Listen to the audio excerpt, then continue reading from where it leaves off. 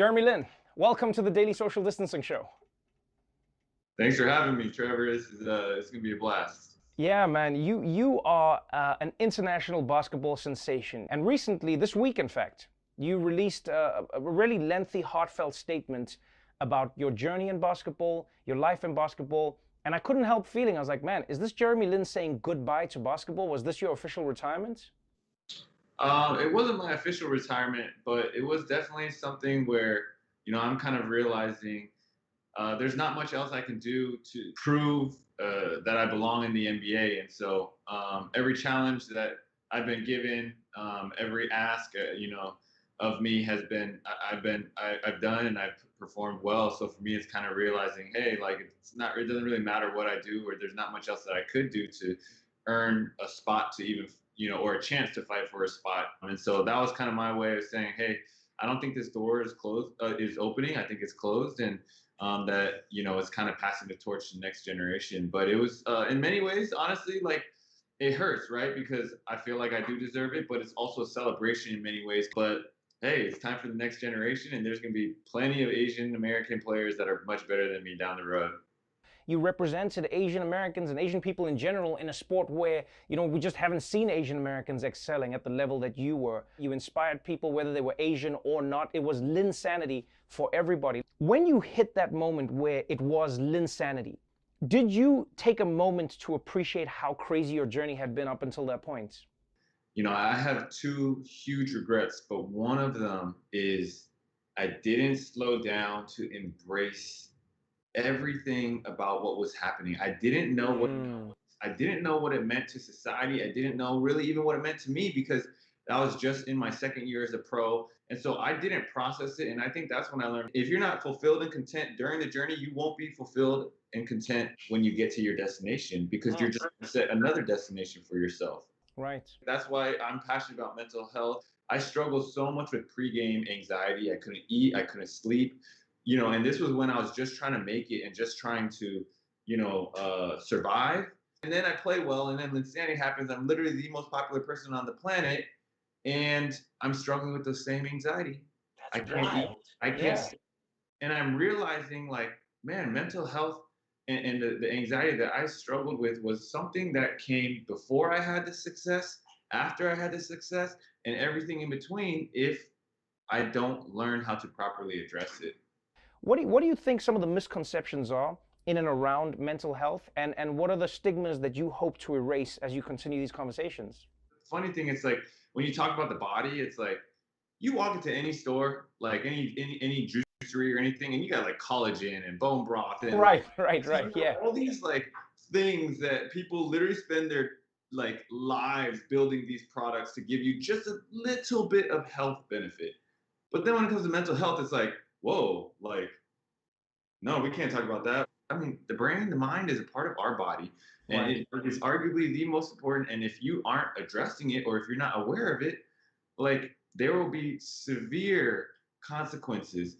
And sometimes, to me, like one of the things I don't like is, like, let's say you go to therapy, or trying to get help in terms of mental health. Sometimes it's more just, hey, I'm adding tools to my toolbox. I'm learning how to process past experiences. I'm trying to grow as a person and become better. Right. I was really happy to see actually that you were teaming up, with MTV Networks, who are also spearheading an initiative to say, hey, it's time for a mental health action day. It's time for us to do something and just really normalize these conversations. What are some of the tools that you learned that helped you? Like, were there any things that helped you with your pregame anxiety? Are there things that you still do today that help you breathe and center yourself? Yeah, I mean, for me, my faith, I'm Christian. I mean, my faith it has been very, very helpful in terms of getting me to a place where I don't, when I start to really struggle with fear and anxiety, how do I remind myself that, like, hey, this result does not define who I am, right? Right. How do I, because if I'm not careful, I'll end up listening to myself constantly.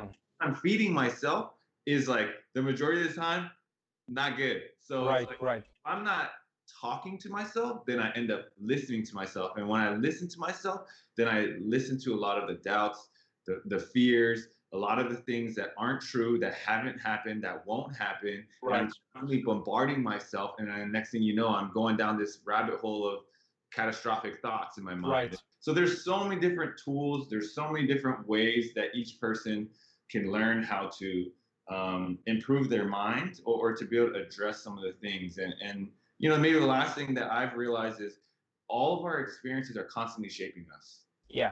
And we aren't realizing that a lot of things that we go through and a lot of things that we have went through when we were younger are can be triggers, and that if we don't process these things, if we don't learn about these things, then we're not adequately equipped to be able to handle future situations. You've also taken the mantle in many ways in and around the discussion of the hate crimes that we've seen escalating, since the dawn of coronavirus, in and around the AAPI community. You've talked about this and the stigma that comes with it.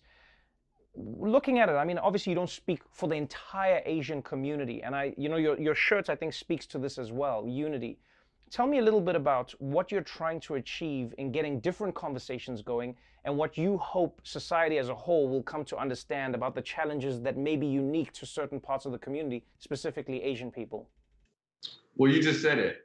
You said unity and conversation, and that's where we're trying to start, right? And so this shirt is, a collab that we did with the Hundreds, and again, it's about cross-racial solidarity. And man, basketball gave me access to different cultures and different people Right, that I'm right. not normally come in Yeah. contact with, and they reshaped all the different stigmas and the stereotypes that I had of other ethnicities that I was only learning from Hollywood, from movies. Honestly, I came when my parents came, immigrant parents.